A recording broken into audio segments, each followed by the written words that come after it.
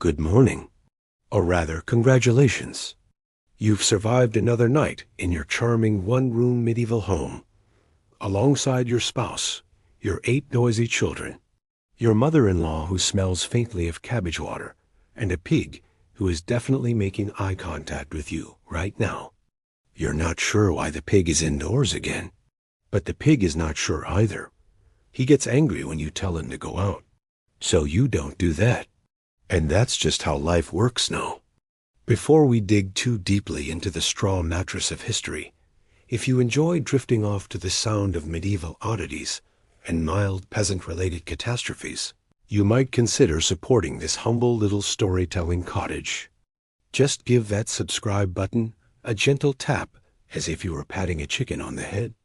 Click like if you've ever woken up in a house that smelled like onions and despair.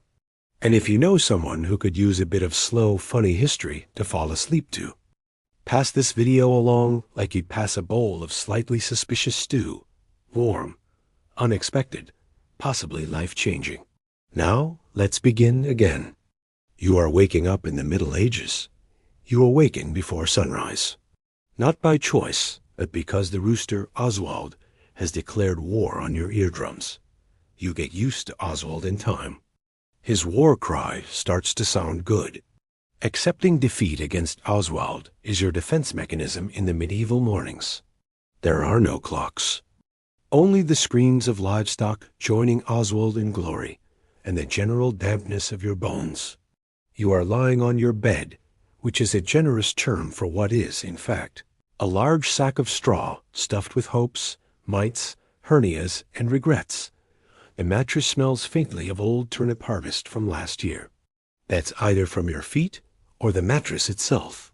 You choose not to investigate. You attempt to roll over. A child is sleeping on your arm. Another is drooling on your face. Your mother-in-law mutters something about demons in her sleep. She is a cow and cabbage master at day, exorcist at night. And yet, it's peaceful, in a no privacy, and everyone smells like cheese, so our nose is malfunctioning now kind of way. Let's describe your majestic estate. Your your cottage, consists of one room. Room means space here, not the kind that gives you the luxury to shut a door when you feel like your mom doesn't understand your emotional complexities, or to send the 8 screaming, wrestling kids to when parenthood has finally triggered its full-blown existential crisis. No, this is the other kind of space, the kind that dares to call itself a home while being barely one stubborn breeze away from becoming an abstract concept. It has no windows, not because you couldn't afford them, but because in this part of the 14th century, windows were considered either witchcraft or an invitation for freezing fog to drop in unannounced like your chatty neighbor who you consider to turn in as a witch because she stole some of your turnips. There's a small rectangular hole in one wall, technically meant for air, but mostly used by passing rodents as a shortcut to their cousin's burrow. There's no chimney either, unless you count the gaping hole in the roof that doubles as ventilation, lighting, and an accidental bird feeder. You've grown accustomed to the gentle thump of a pigeon landing on your forehead while you sleep. The smoke from your tiny indoor fire doesn't escape so much as it lingers, politely suffocating you with the nostalgic scent of burnt cabbage and regret. By breakfast, your eyes are as red as a peasant's wine, and your lungs sound like they've been smoking a pipe since the Norman conquest. As for walls, they're not so much walls as they are suggestions, like symbolic. Woven from twigs, mud, wattle, and whatever the neighbor's goat didn't eat this week, they shiver slightly in the breeze, like a nervous debutante.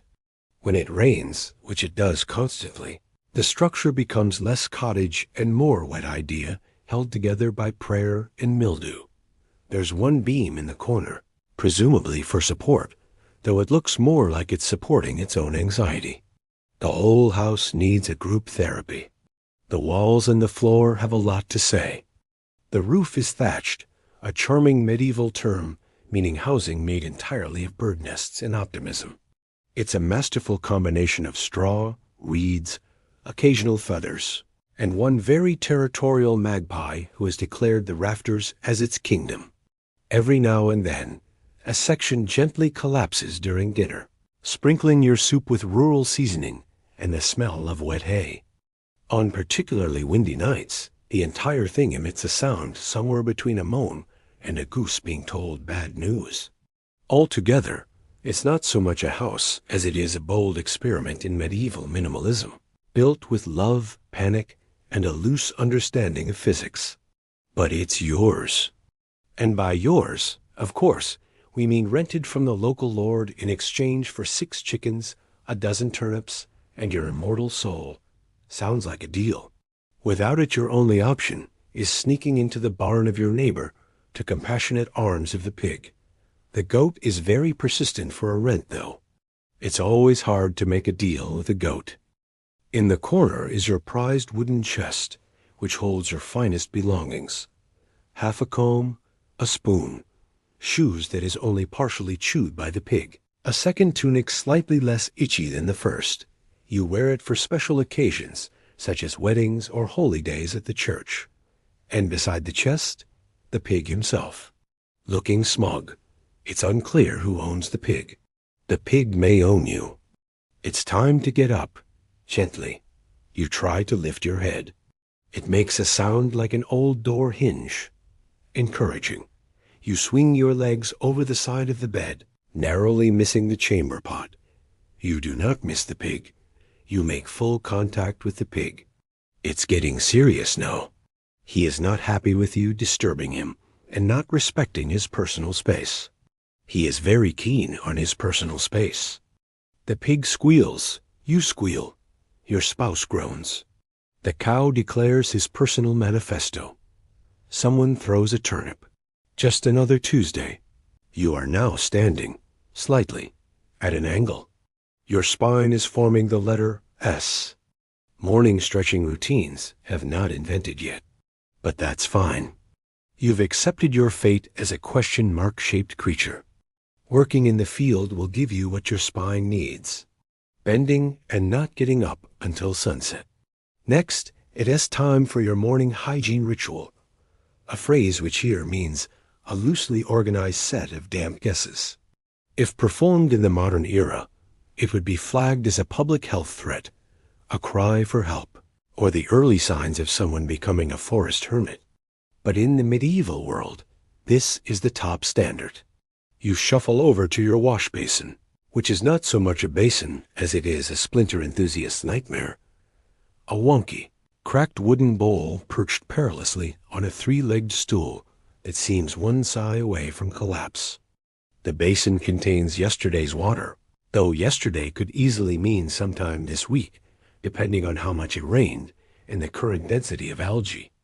A gentle swirl reveals a rainbow sheen on the surface, either soap residue or a small oil spill.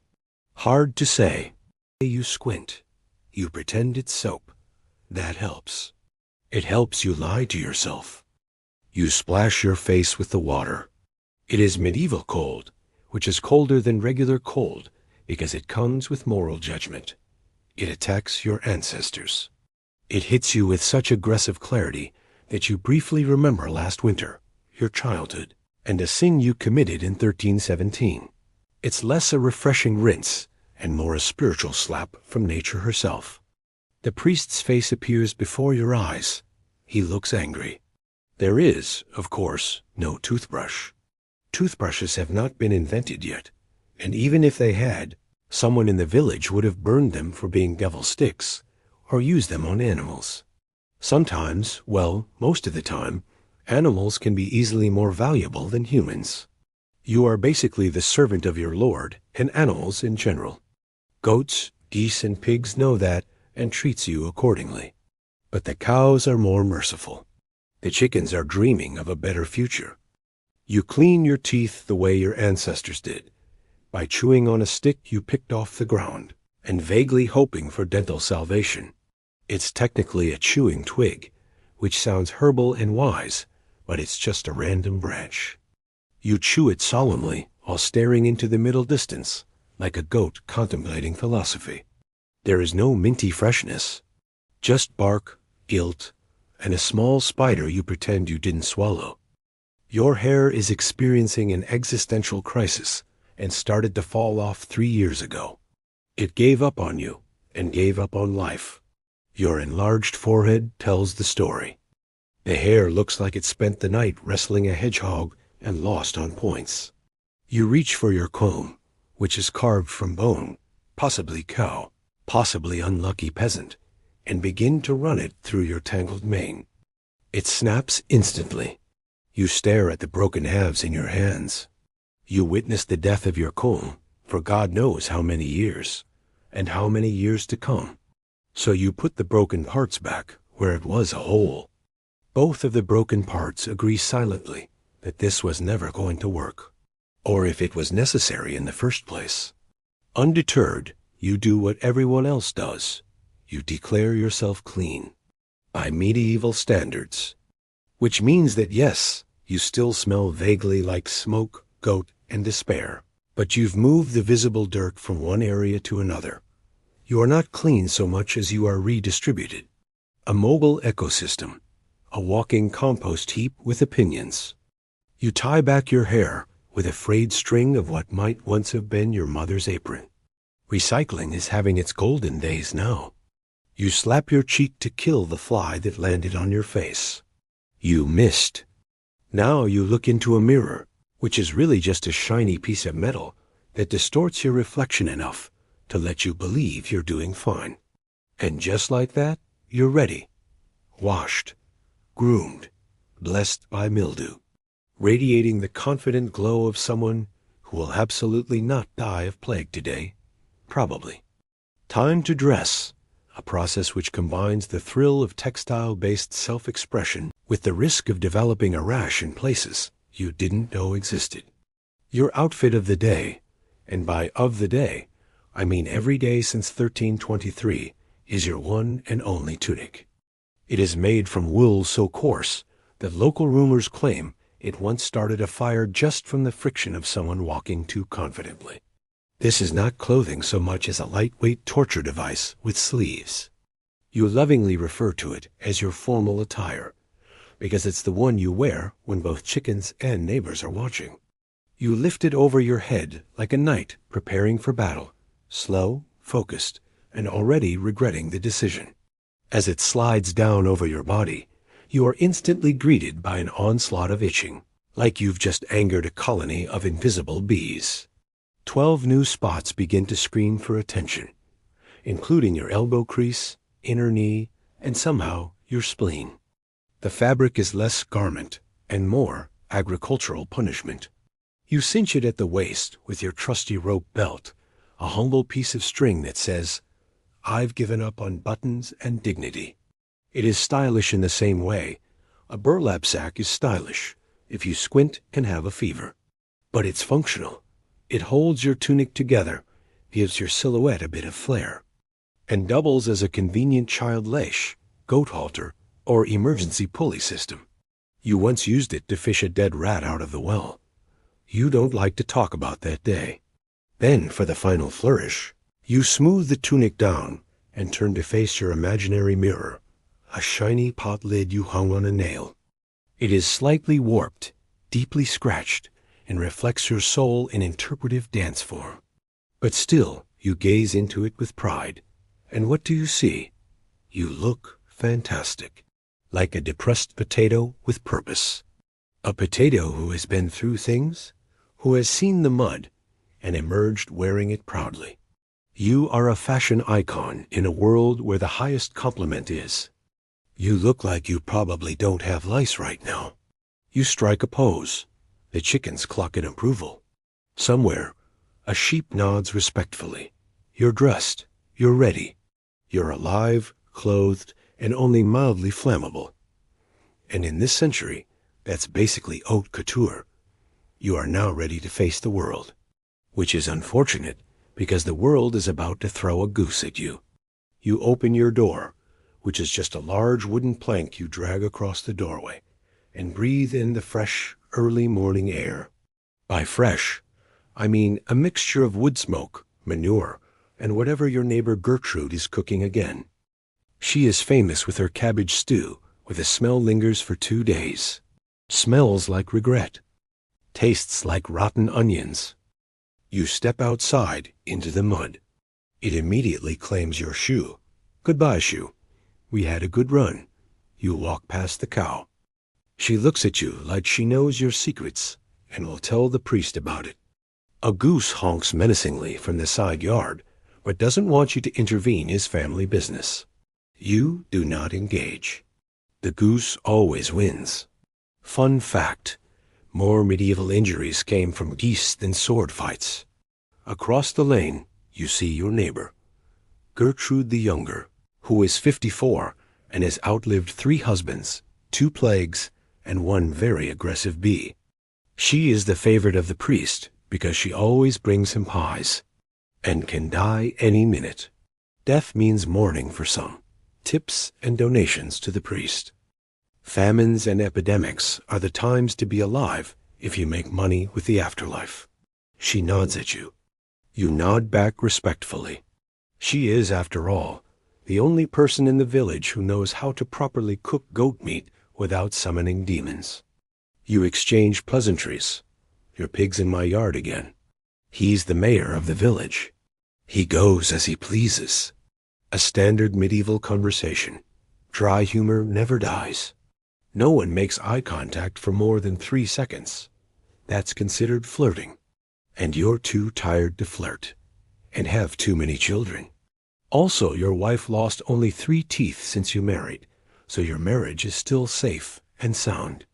Time for breakfast, if you are luckier than your rooster. You head back inside. The family is gathered around the hearth. Someone has managed to coax a fire into existence. It's mostly smoke, partially warmth, entirely uncooperative. The smoke from your cooking fire has nowhere to go, so it just hangs out in the rafters like a ghost who paid rent. Which is fine. Who needs breathing anyway?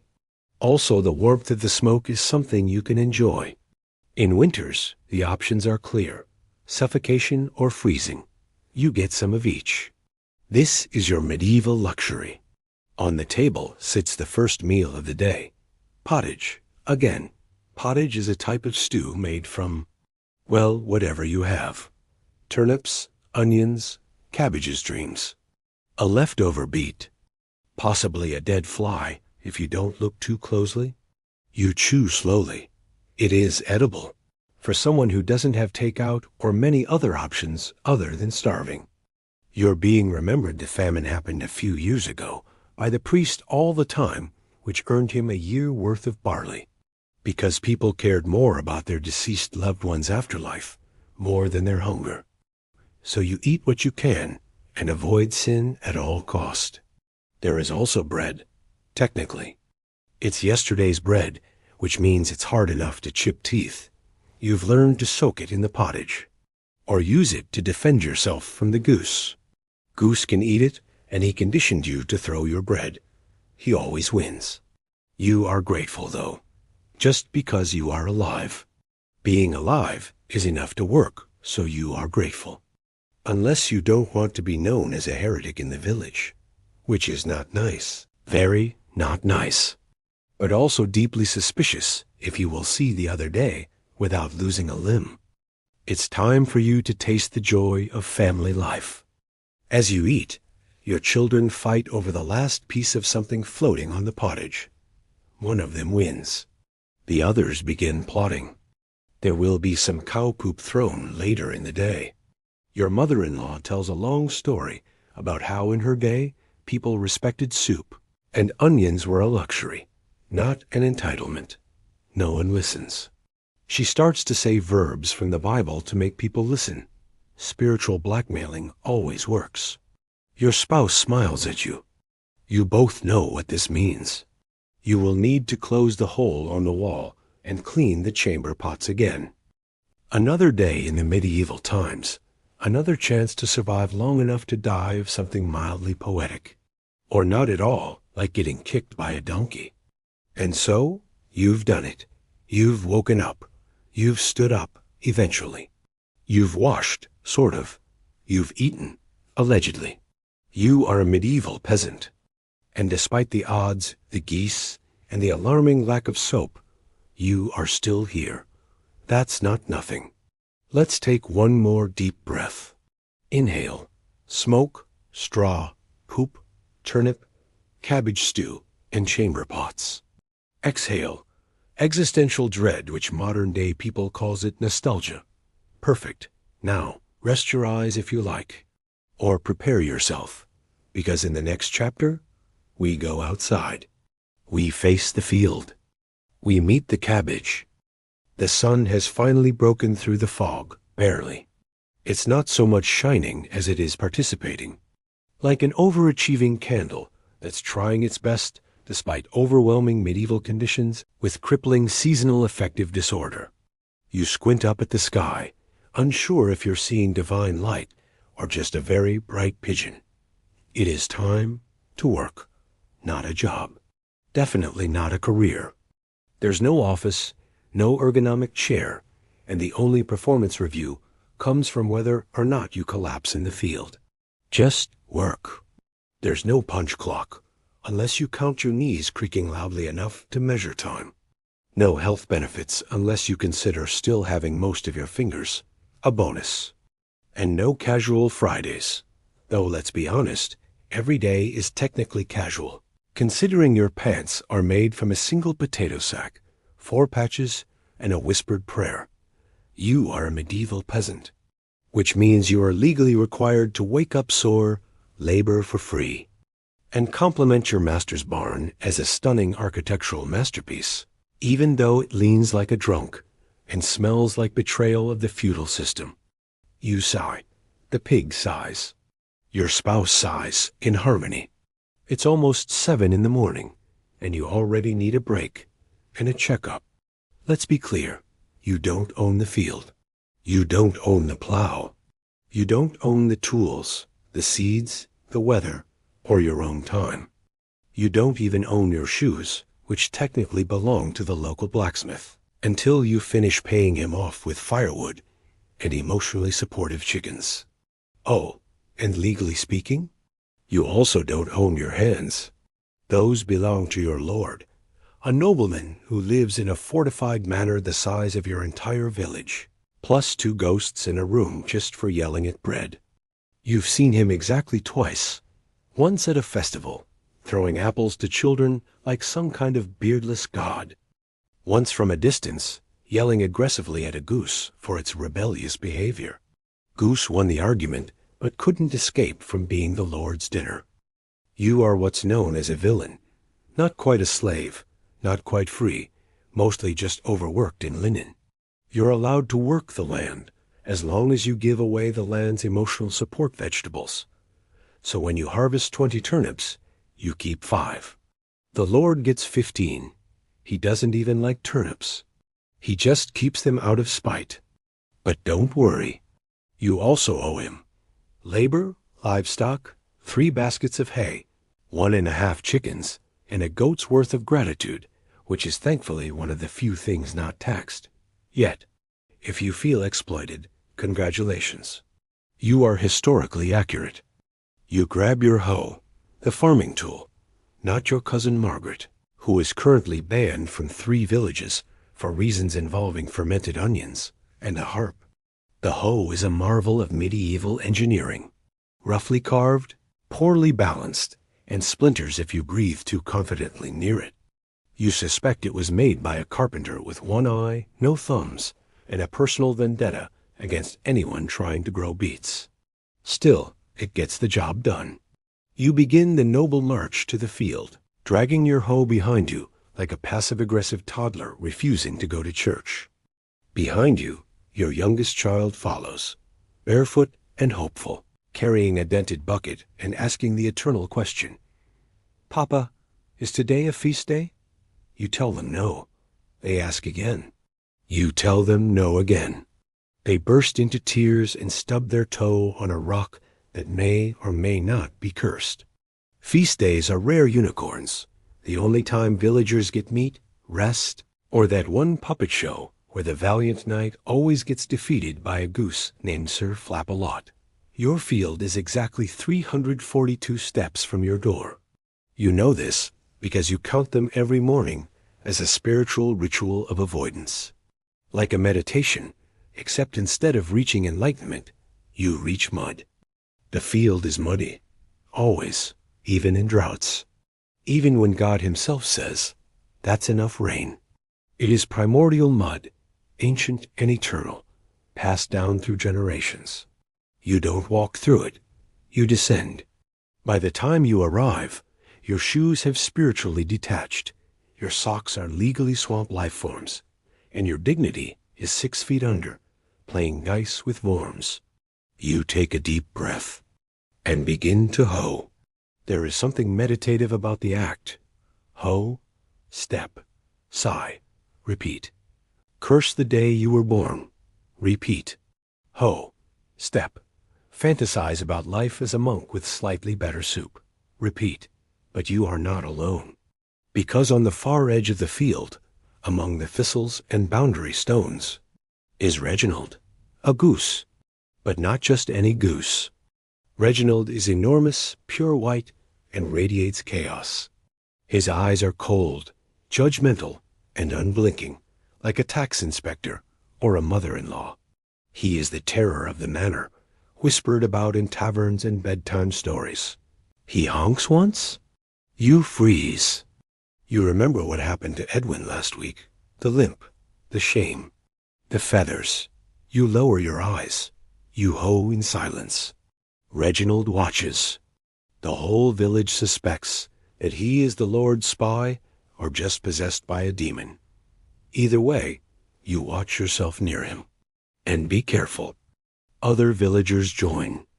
You greet them with the traditional medieval gestures, eyebrow raises, passive-aggressive shovel nods, and one shared telepathic thought. We suffer together, die together, and even sometimes buried together. Gertrude is already here. She is always already here. If peasantry would be a career, she is the employee of the month all year. She has been hoeing since before dawn and has already found 3 edible roots, 2 mushrooms in questionable intent of that young man she has been peeking all week, and a coin she insists is a gift from the god for her church attendance. You nod. She nods back. She once killed a snake with a wooden spoon and hasn't blinked since 1325. For 2 hours, you work side by side in sacred silence. The only sounds, the soft crunch of soil, your spine begging for forgiveness. Reginald honking somewhere in the thorns. Then the church bell rings. It signals many things. Prayer, taxes, possibly lunch, definitely more taxes. You pause. You lean on your hoe. Your body sighs in 17 directions. Your child brings you a drink. Thin ale, because water is only safe if it's been boiled, filtered, and blessed by 4 saints. It's lukewarm, vaguely sour, but at least it's not cabbage. You eat a piece of bread from your tunic pocket. It is harder than destiny and has the emotional warmth of a letter from your landlord. You chew. Reginald watches. You return to hoeing. Every movement is a tiny betrayal of your spine. Your hands blister. Your shoulders scream. This is the CrossFit training of the century. Your soul files for separation. You think back to your youth. 12 years old, so full of hope. Dreams of becoming a monk or a turnip tycoon. Now you're 30. Which, in medieval terms, is considered basically a wizard. You push through. Because pain is not the enemy. Reginald is the enemy, the goose of demons. Whole village suspects if Reginald is the spy of the Lord or just possessed. Either way, it's better to be cautious around him. Old people even cross themselves when they see him. You notice things as you work. A beetle rolling a suspicious orb, a toad who looks like your landlord, a single wildflower, defiantly blooming in the muck. You pause, you smile, then you step on it, back to hoeing. Midday bell rings again. Your arms are jelly. Your feet are soup. Your sense of self-worth is beneath field slug. You've completed 1/3 of the field, which is more than yesterday. Less than what the Lord expects. You sigh. The child eats his boogie. Reginald honks judgmentally, like scolding you for not showing good performance, like a toxic manager. You shoulder your tools and begin the long squelchy march home, each step a small betrayal of your knees. Reginald honks behind ordering you to get back to work. You do not look back. You are tired enough to gain courage against him. Home again. Your spouse stirs the fire, preparing another soul-deflating round of pottage, root-flavored, slightly burnt, and pre-approved by the pig. Your children are pretending to sword fight with sticks. One of them accidentally defeats the door. You sit. You're not asleep. You're just spiritually rebooting. You exhale. You do not move for 10 minutes. Or more. You don't know how to count. This is your life now. It is hard. It is endless. And somehow, still full of strange, scruffy, cabbage-scented joy. You work today, not for glory, not for wealth, but for bread, for family, and for that faint, flickering spark of resistance to geese. You survived. And tomorrow, you'll do it again. Because you are a peasant. And peasants endure. Rest now, dear listener, because next, we talk about the bathroom. And honestly, that's when things get weird. You've tilled the field, dodged the goose, eaten the pottage, and now it's time. Nature is calling. And just like your Lord, she does not accept delays or excuses. Yes, we are going to the bathroom. Or, as it was called in the medieval world, behind that bush, by the river, or simply, hold it until you see stars. Let's get something out of the way. You will not find any fluffy rolls of two-ply charm in here. In fact, in the medieval peasant world, wiping is a loose concept. It's more of a spiritual act, more of a gesture. Most commonly used methods include leaves, moss, straw, the hem of your own tunic. Don't ask. And in some tragic cases, your hand followed by deep, existential reflection. And the smell of never mind. You tried using a dried corn cob once. You're still in therapy. It's early. You've had your bowl of pottage. Things are moving. You need a place. A quiet place. A sacred place. So, like every proper medieval person, you head outside and seek out your usual spot. You call it the Thinking Rock. It's behind the cottage, just past the blackberry bush, and to the left of that suspiciously angry squirrel. The Thinking Rock is flat, stable, perfectly shaped for contemplation, release, and mosquito bites in unfortunate places. You settle into position. You take in the scenery. You pray no one walks by. The morning breeze is gentle. The birds are chirping. You are squatting in a bush. Nature, healing, shame. And just as you begin to let go of your worldly burdens, you hear a rustle. You freeze. You think, is it a fox? A thief? A vengeful goose? No, worse. It's your neighbor, Gertrude. She's out gathering nettles and has made direct eye contact with you through the brambles. You both freeze like statues in an awkward church fresco. You nod. She nods. And then she says it. Morning. You respond. It was. She walks away. Silently. But she knows. And she will tell people. You contemplate moving to a new village. But then you remember she helped your mother giving birth to you. And you can't run too far. People you owe wouldn't pardon you because you ran into someone while releasing yourself. If you live in a slightly bigger village and are unspeakably lucky, your manor might have a public latrine. A wooden shack perched over a hole. The kind of structure that is held together by willpower, rope, and a faint belief in miracles. You decide to try it. You walk across the village green. People nod to you. They know where you're going. One of them says good luck. Another crosses themselves. You arrive. The latrine sits before you like a cursed wizard's hut.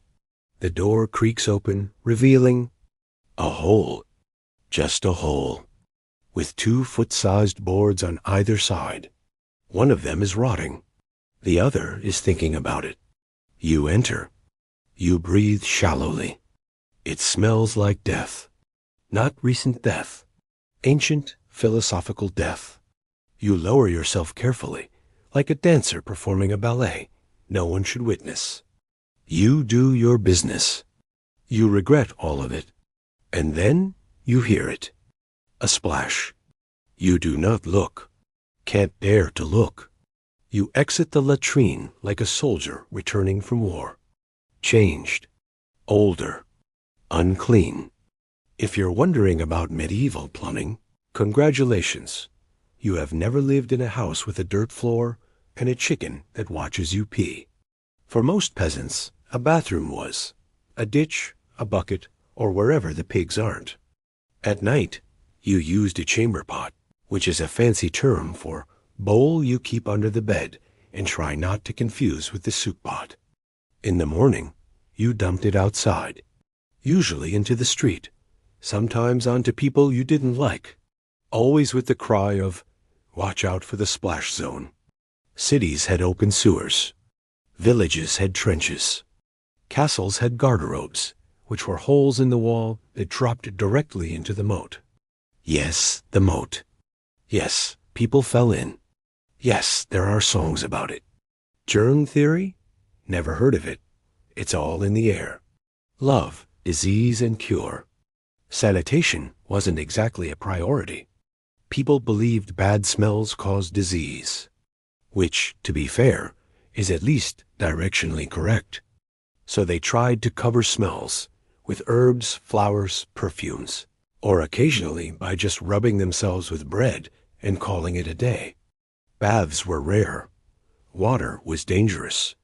And no one had ever heard the word E. coli, though they probably ate it twice a week. You once knew a man who claimed he cured his stomach pains by rubbing garlic on his belly and screaming at a cow. He died, but not of stomach pains. The cow kicked him in the belly. Back home, you peek under the bed. There it is, your chamber pot. You try not to make eye contact.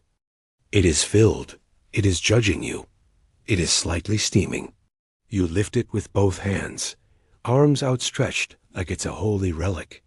You walk through the cottage. Children leap aside. Your spouse mutters a prayer.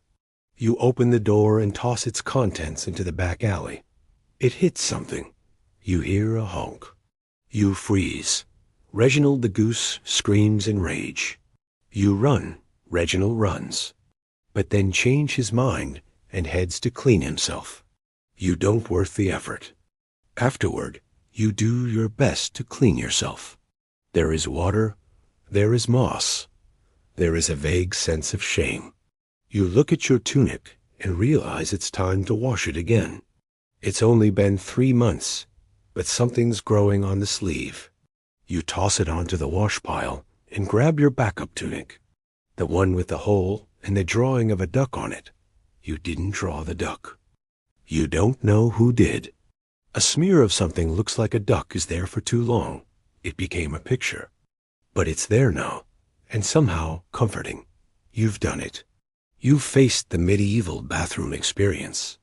You've squatted near wildlife. You've entered the latrine and returned with your soul intact, mostly.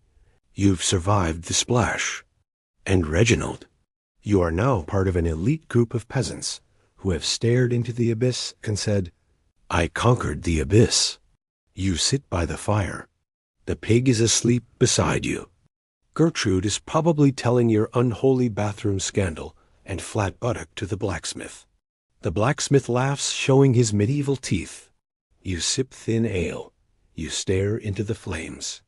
You are changed. Tomorrow, you'll do it all again. Maybe you'll bring an extra leaf this time. Or ask your wife to hold the blanket around for you. Or even better, to distract Gertrude. Let your worries go, like chamber pot contents, into the wind. You've survived breakfast. You've survived work. and you've braved the medieval bathroom. What's next? Well, next we rest.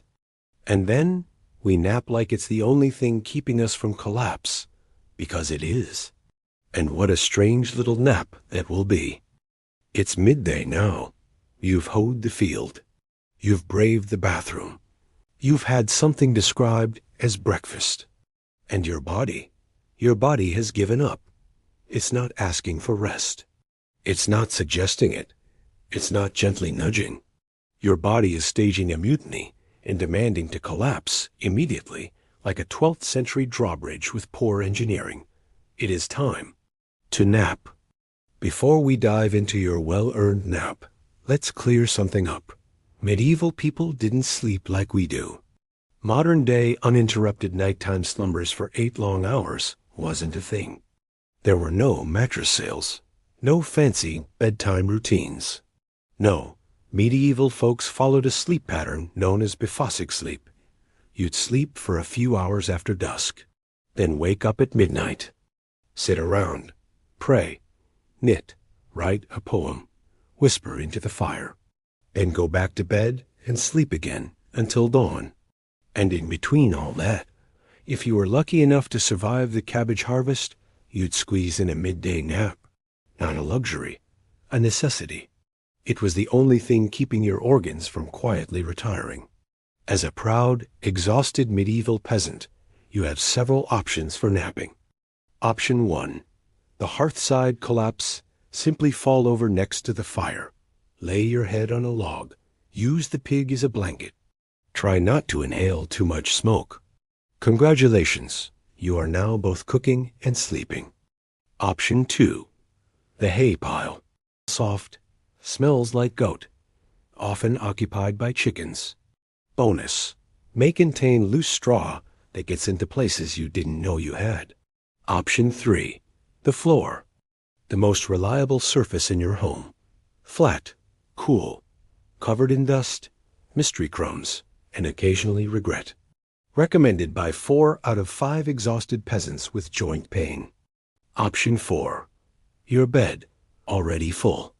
Occupied by your children, your spouse, one potato.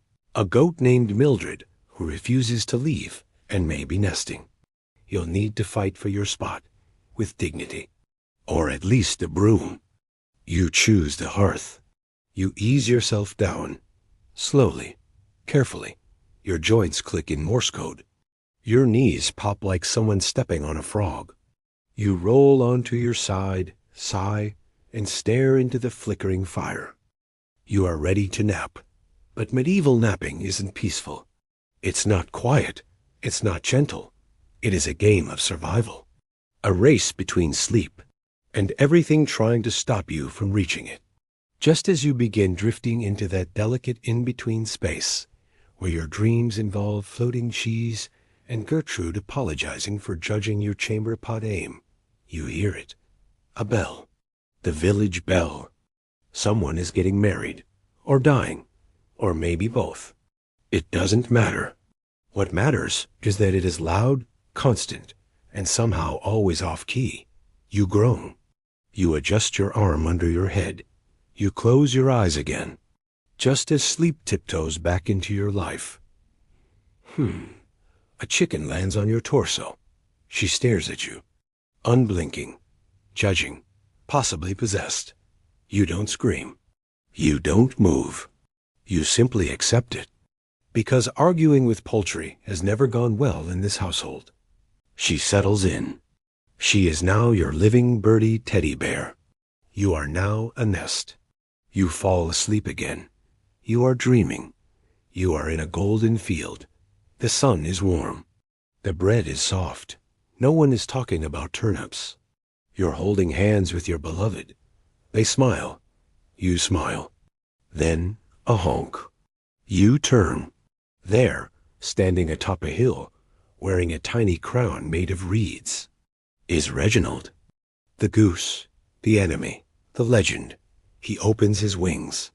He honks, thunderously, biblically. His eyes have the flame of revenge from that potty incident from earlier. And the smell, too. He declares himself lord of all naps. And you are trespassing on sacred snooze land. You wake up screaming. You bolt upright. The chicken flaps away. The pig snorts in protest. Your child throws a piece of beet at your head. No one knows why. You are sweaty, disoriented, and covered in hay. You check the sun.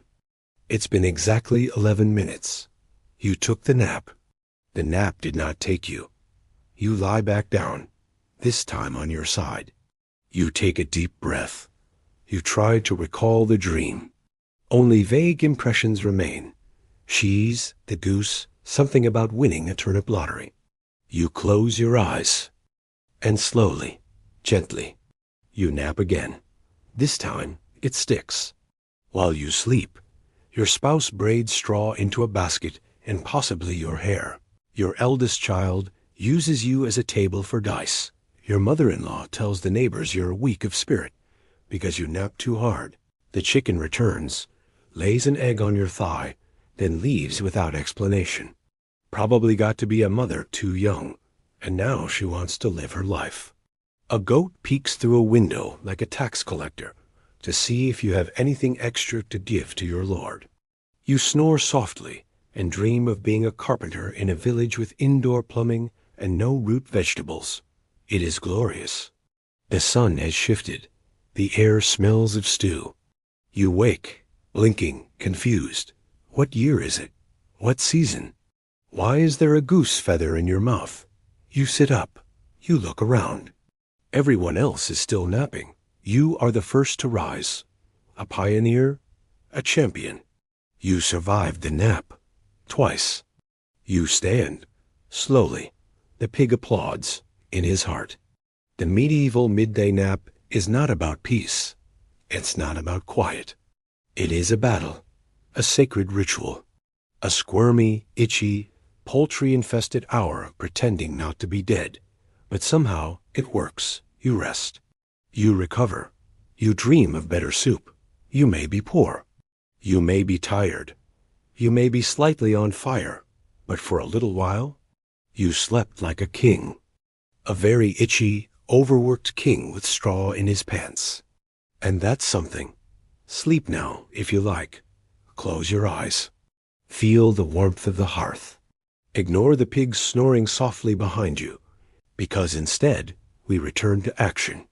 Not heroics, not adventure. We return to chores and gossip. And a pig who won't stay in the yard, because after every nap in the Middle Ages comes sweeping and judgment. See you there. You've napped, which is to say, you've briefly collapsed in the general direction of sleep while being partially sat on by a chicken and emotionally violated by a goat. And now, dear peasant, you are awake again, not by choice, but because life continues. And life, in your case, has chores. Yes, you have slept just enough to remember that your floor is made of 70% dirt, 15% mystery, and 15% things you're actively choosing not to identify. It is time to clean. In the medieval world, clean is more of a concept than a condition. There is no bleach, no mop, no scented candles called forest rain or emotional stability.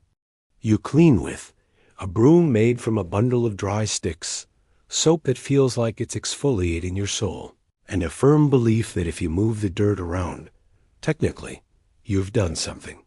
You look at the floor. The floor looks back. You stare each other down. You pick up your broom. It sighs. So do you. You begin to sweep. Technically, you push the broom forward. Dust swirls into the air.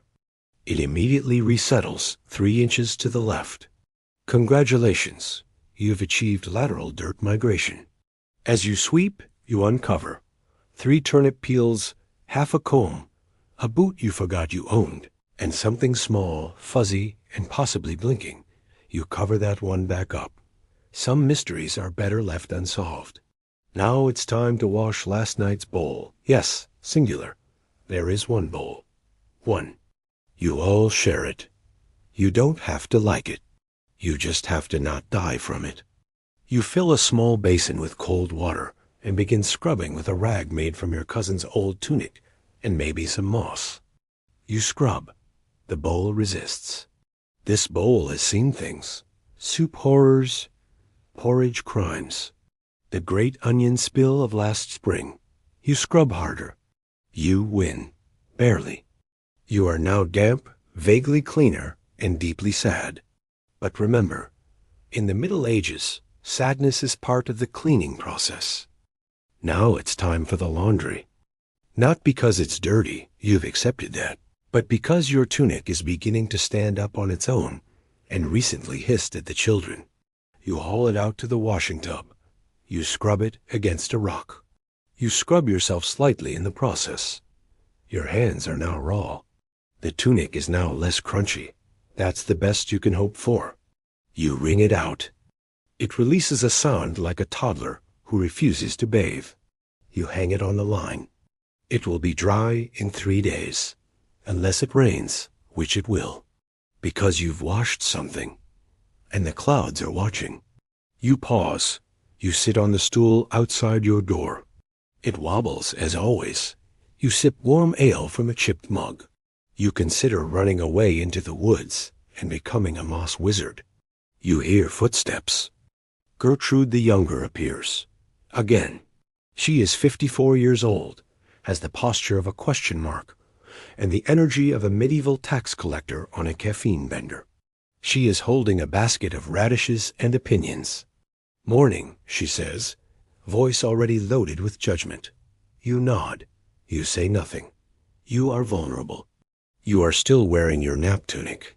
"Heard you didn't go to Vespers yesterday," she adds, dropping her radishes very dramatically into her basket. You explain. There was mud. There was a nap. There was a goose. She narrows her eyes. "We all make choices," she says. You nod again. She walks away. You now feel the need to scrub the floor again. And your soul. You return to sweeping. A breeze passes through the cottage. A shadow crosses the doorway. You turn. There he is. The pig. You do not know his name. You have never named him. Because naming gives power. He walks in like he pays rent. Sniffs the table. Grunts at the soup pot. Then lies down by the fire, sighing deeply. The kind of sigh that says, "I've had enough of this world's nonsense." You stare. He stares back. You are roommates now. It is what it is. You sit beside him. He snuffles contentedly. You begin to question everything. Why is he here? Where does he go during the day? Is he just free? Could you live like that? You consider following him, becoming one with the mud, living a life of snorts and naps and complete indifference to Gertrude. You touch his side gently. He farts. You rethink everything. It's time to start preparing dinner. You reach into the pantry, which is a box under the bed. You retrieve 1 onion, a handful of dried peas, a single heroic sprig of thyme. You chop slowly. The knife is dull. So dull, in fact, it might be a spoon. You make pottage again. You don't even question it anymore. You're 60% pottage at this point. Emotionally, spiritually, and digestively. The pig watches. You season it lightly. With hope. You sit down at the table. The pig joins you. Your family gathers. The soup is edible, sort of. The floor is clean-ish. The dishes are washed. The tunic is drying ominously in the wind. And though Gertrude will surely spread word of your chicken nap heresy, but you feel calm. You have worked. You have swept. You have survived. In the medieval world, rest is rare. So is cleanliness. And so is a pig that respects personal boundaries. Just like your children and mother-in-law in a single-room house. You did your chores, but today you made your soup.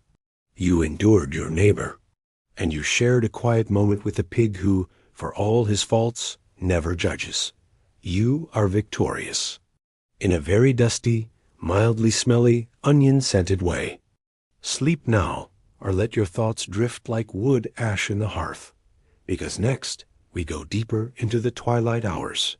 Now we prepare for evening, and all the strange, candlelit rituals that follow. There will be singing, there will be soot, and someone will churn butter with suspicious aggression. Good night for now. Evening has arrived. The sky outside fades from gray to almost black, not dramatically, but like it's slowly giving up. The air cools. The wind grows quiet. The chickens, for once, stop screaming. The pig sighs. And in your little thatched-roof cottage, something sacred begins. The evening ritual. Also known as, let's see how weird this gets before we fall asleep. There is one candle in the house. One. It has been in the family for 7 years, and is now the height of a small thumb. You light it carefully, shielding the flame with your hand, like you're protecting a newborn duckling. It flickers, it wheezes. It smokes slightly. Perfect. Your cottage is now filled with atmosphere, which is peasant speak for dim lighting, aggressive shadows, and slightly increased fire risk. Your family gathers. The pot of pottage, the third one today, has reached its final form. Mushy, mysterious, and vaguely sentient. It is spooned out. One bowl, shared rotation style. Your eldest takes a bite and says, "Tastes like my dead husband." You nod solemnly. Everyone eats, except the pig. He's on a hunger strike since you stopped letting him chew the table leg. After dinner, it's time for music. Your spouse pulls out the lute, which has only 2 strings, both of which are barely attached, and sound like twanging sadness. A gentle melody fills the room. It is slow, uneven, a little threatening. The children clap. Offbeat. Ferociously. One begins humming. Another starts stomping in 6/4 time. The pig joins in with a low grunt that sounds vaguely like Gregorian chanting. Your spouse sings a traditional folk tune about a girl who married a fish, a miller who turned into bread, and something about a haunted turnip. No one knows the lyrics. Everyone sings anyway, half in Latin, half in coughing. You stare into the fire and feel oddly at peace, like your soul is being very gently shaken by a musical washboard. In the corner, your mother-in-law begins churning butter. Vigorously, angrily. No one asked her to. She just does this. She churns with the expression of someone reliving a 40-year grudge against a goose. You ask, "Everything all right?" She replies, "It's the only thing I can control." You nod. She churns harder. You admire her commitment to emotional dairy. As the singing devolves into coughing, and the butter reaches a state of medium resentment, the family prepares for bed. And by prepares, I mean, one child disappears under a blanket. One climbs into the cupboard. One just lies directly on the pig. You remove your boots and a surprising number of pebbles. Your spouse blows out the candle. You all gasp in unison. It is dramatic. Mother-in-law continues churning in complete darkness. You now sleep. Together. All of you. In the same room. On one bed. In a position resembling a lasagna made of humans, cloth, and unresolved personal tension. You lie there, awake, staring at the ceiling. You think, did I sweep the hearth? Is that the pig breathing, or Gertrude under the window again? What is soup, really? Could I become a bard at this point in life? Should I fight Reginald tomorrow, or just give him the field? You hear a snore. It echoes. You exhale. You settle deeper into the straw mattress. It pokes you, lovingly, like a porcupine that means well. From outside comes a sound. A lullaby. Sung by someone. The lyrics drift through the open shutters. Sleep now, O turnip child. Let cabbages keep you mild. Dream not of plagues or tax, just cozy straw and peasant snacks. You blink. Your child whispers, "That was haunting." You whisper back, "That was the haunting." Your spouse whispers, "Tell the ghost story." You sigh. You adjust your elbow. You begin. Once in a house very much like ours lived a boy who never swept under the bed. The children gasp. And one night, when the moon was full and the soup was lumpy, he heard something moving from inside the wood pile. A squeak, a groan. He reached into the pile and pulled out a rat wearing a very small hat. Everyone gasps. Even the pig lifts his head. They became best friends. The end. You hear applause. One child cries.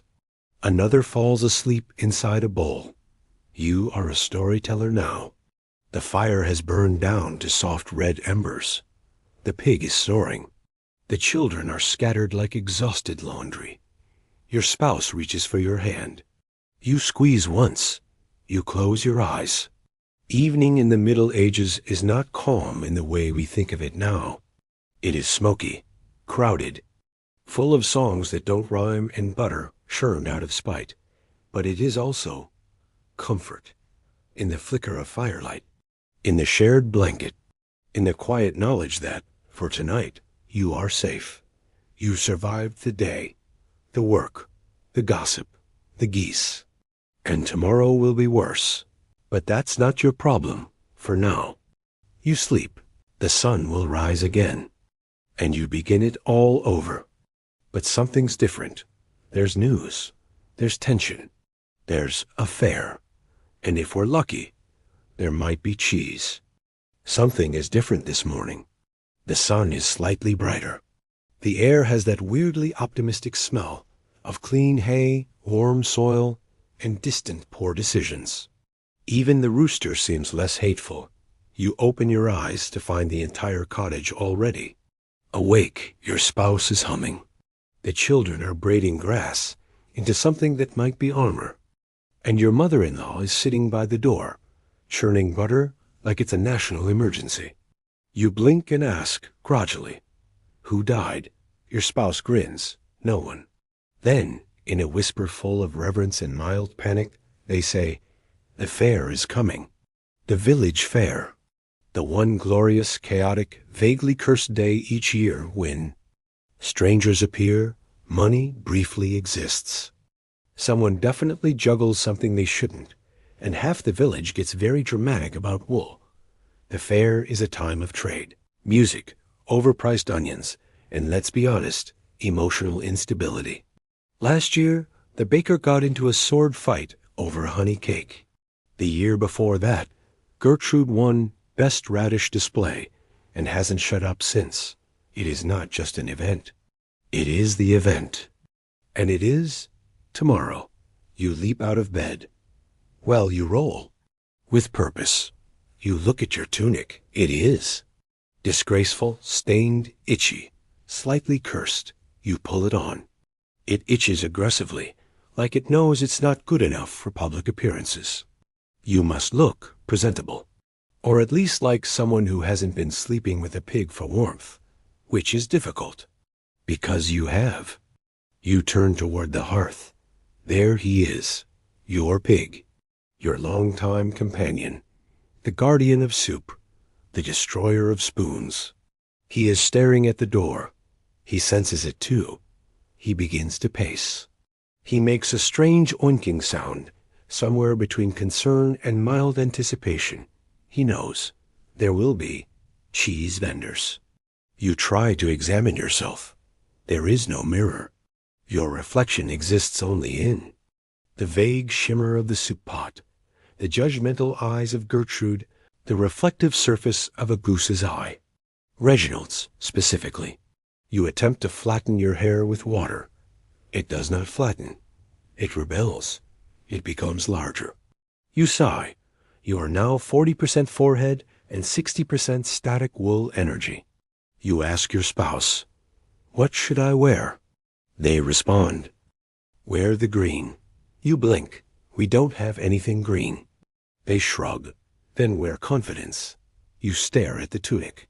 It smells like defeat and time. You spritz it with a bit of rainwater and hope for a miracle. You look to your children. One is trying on shoes. One is sewing something that may be armor or may be abstract art. One is sharpening a stick and humming a song about pickled eggs. You nod. The energy is correct. You step outside. The village is buzzing. People are sweeping things that have never been swept. Hens are being brushed. Children are being threatened with soap. And Gertrude is outside, wearing perfume. You feel fear. She approaches. Did you hear? She whispers, eyes wide. You steel yourself. Hear what? There's going to be a juggler. From 2 villages over. You gasp audibly. They say he can juggle 4 apples. You clutch your tunic in awe. And maybe a goose. You glance at the horizon. You know which goose she means. Down the lane, the village lute guy, Nigel, is practicing. He's been playing the same 3 notes since 1342. He calls it the Song of Spring. Everyone else calls it that one thing he does. But it's tradition, and slightly musical. A group of teenagers are rehearsing a dance that involves jumping over buckets and occasionally falling into them. You approve. You fall into one accidentally. No one notices. This is the fair spirit. Your spouse says, we need something to trade. You nod. You open the chest. Inside, a cracked mug, half a carrot, an extremely bold mouse who refuses to leave, and a pair of socks that smell like 3 different people. You consider bartering your dignity. Instead, you choose the cracked mug and the carrot. You're going to the fair as an entrepreneur. The pig is acting different. He's moody. He doesn't eat his full breakfast. He's staring into the middle distance like a poet reflecting on war. You ask, do you want to stay home tomorrow? He snorts. Then, slowly, deliberately, he sits in the washing tub. He's coming, and he wants to look good. You throw a flower on his back. He accepts. Suddenly, everyone is shouting. The blacksmith has lost his shirt. The priest is rehearsing a sermon that rhymes. A child has glued feathers to their face and declared themselves Lord Duck of the East. Your family begins packing. The good spoon. The less bad bread, a decorative beet. The pig, now mysteriously wearing a sash. You all sit on the bench and stare at the road, waiting. The sun sets in pinks and purples. The village glows with excitement, soot, and nervous sweat. You eat a small dinner, mostly soup, with fair anticipation seasoning. You clean your feet. You try to sleep. You fail, because tomorrow, you will walk among jugglers. You will see cheese you cannot afford. You will hear music from 3 villages away. And maybe, just maybe, you'll trade a carrot for a dream. The fair is coming. Sleep now, if you can. Tomorrow, everything is possible. You might even dance. Or fall into a cart of radishes, which is the same thing, really. Let's go to the fair. There will be sights, sounds, smells, mostly cheese, and a very dramatic juggling accident. Sleep now, peasant. You'll need your strength. The day has arrived. You wait not to a rooster, or a pig on your feet, or your mother-in-law. You wake to the sound of fiddles. Bad ones, but still, fiddles. It is fair day. The air smells of excitement and mud, and also, is that grilled radish? You throw on your tunic, the nice one with only 1 hole in the armpit, and rush to the door. The road is alive. The fair starts early, too early, before coffee was invented, before dignity can dress itself. And already, a juggler is juggling 4 clubs and 1 mildly concerned ferret. A merchant is screaming about the healing power of turnips. A child is wearing a bucket and calling himself Sir Pale the Brave, and someone, it's unclear who, is playing bagpipes. You stare. You are not ready. No one is. But the fair doesn't care. Before leaving, you gather your offerings. 1 cracked mug, 1 carrot, slightly heroic, the decorative beet, your lucky pebble, of course, the pig, now washed, wearing a ribbon, smelling faintly of something floral and suspicious. You march toward the fair. Your eldest child is singing. Your youngest is already sticky. Your spouse is trying to braid your hair mid-stride. You are, in every sense, a peasant on the move. You arrive. The village green has been utterly transformed. Tents in garish colors flap dramatically. Tables creak under jars. Cheeses, cloth, pickles, and soap made of questionable herbs. One man is selling spoons with aggressive eye contact. Another is just yelling the word cabbage, and no one knows why. A woman walks by in shoes you don't recognize. She smells like hope and cinnamon. You are overwhelmed. You are underdressed. You are hungry. You are drawn to the cheese cart like a moth to a dairy-based flame. There, stacked in glorious golden rounds, cheese, tall cheese, soft cheese, cheese with holes, cheese that seems morally suspicious. You reach for a sample. The vendor, a man with 6 teeth and the energy of a storm cloud, blocks your hand. Payment? He growls. You offer him the carrot. He laughs. You offer the cracked mug. He nods. You eat the cheese. It is transcendent. You hear angels, or possibly just more bagpipes. At the next booth, a man is swallowing fire. A woman is throwing knives at a spinning cabbage. A boy is selling miracle salves, definitely wax and basil. And the village monk is rapping psalms in Latin with surprising rhythm. You join a crowd. Suddenly, someone throws coins. People cheer. You cheer too. You're not sure why. You've never felt more alive. Your pig has wandered off. You panic. You search.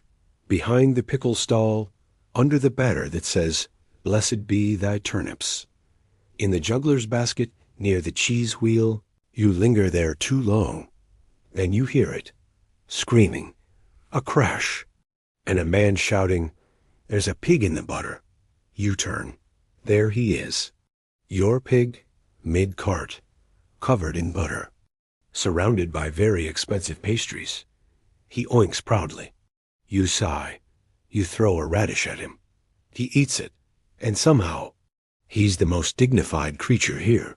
As the sun begins to tilt toward afternoon, the dancing begins. Fiddles screech. Drums thump.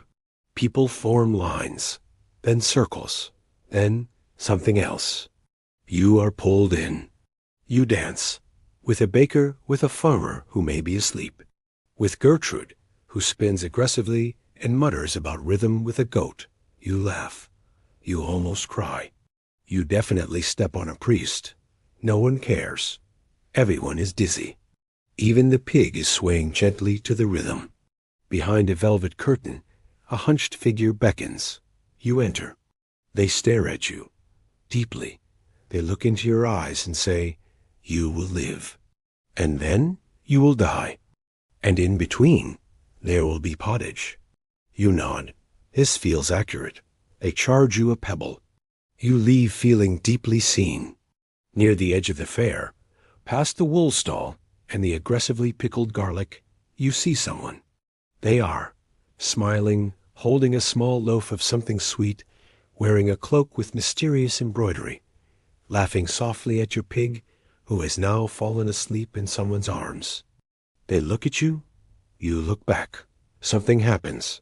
You are not sure what, but your left knee feels it. The sun lowers. The tents begin to dim. Vendors count their coins. Someone is singing something slow and sad and slightly off-key. Your family gathers.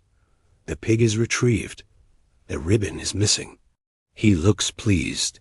You walk home, tired, full, covered in 5 kinds of cheese and 1 kind of regret. You sit by the fire. You do not speak. You simply smile. The fair is over, but its magic lingers.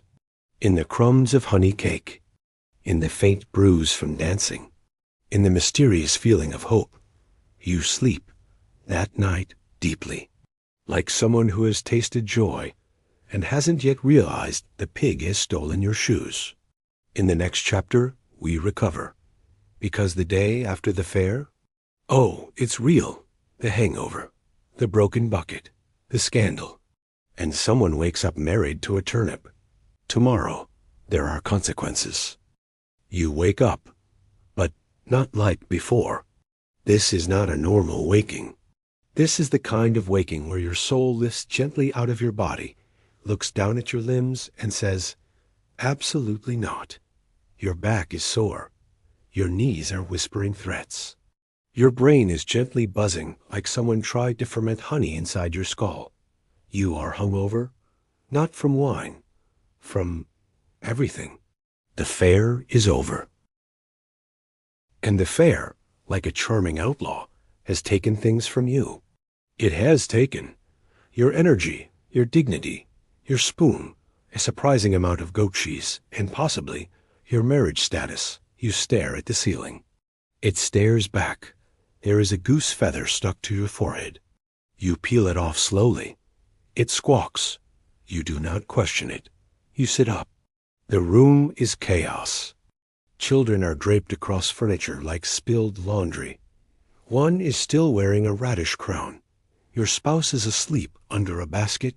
Your mother-in-law is upright, churning butter in her sleep. And the pig is gone. When you blink, you whisper, oh no. Because when the pig goes missing after the fair, it means one of three things. He eloped. He joined a traveling performance troupe. He's starting a cult. And all three are entirely possible. You hobble to the table. There is bread. You don't remember baking it.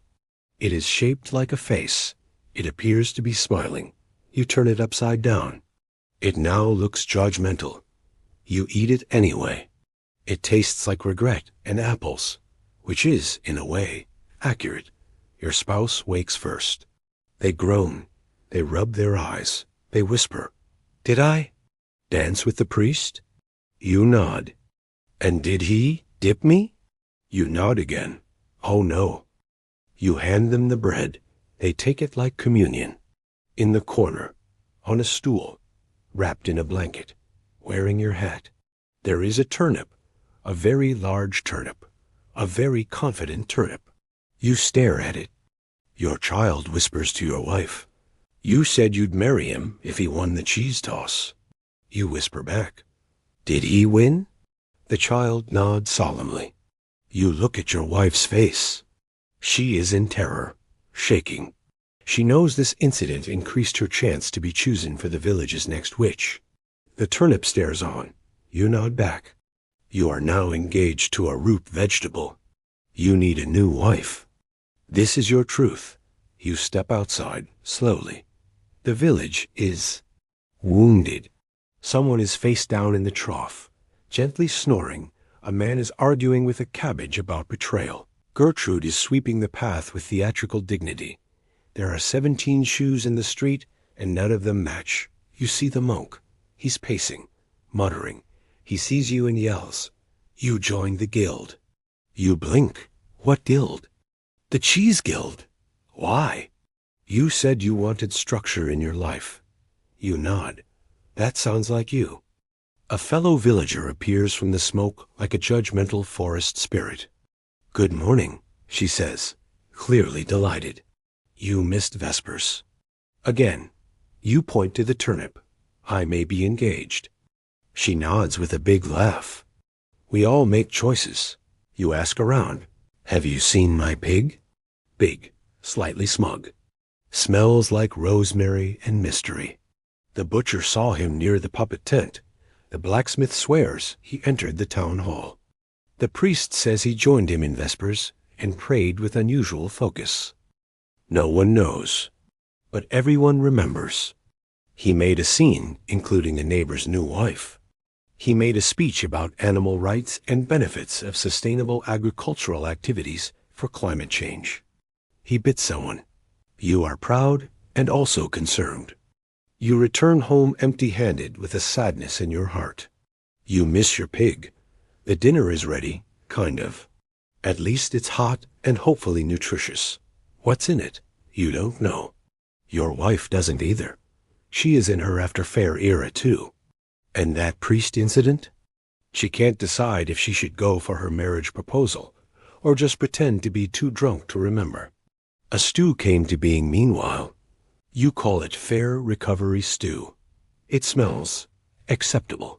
You sit with your family. You eat. Your spouse suggests a bath. You gasp. A bath? In this economy? But it happens.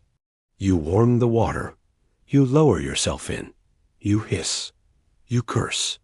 You relax. Not too much, though. In medieval times, bathing was considered dangerous and makes you weak against diseases. Also, your pig is on your mind. For a medieval peasant, a pig could mean more than just a roommate. Or your own children.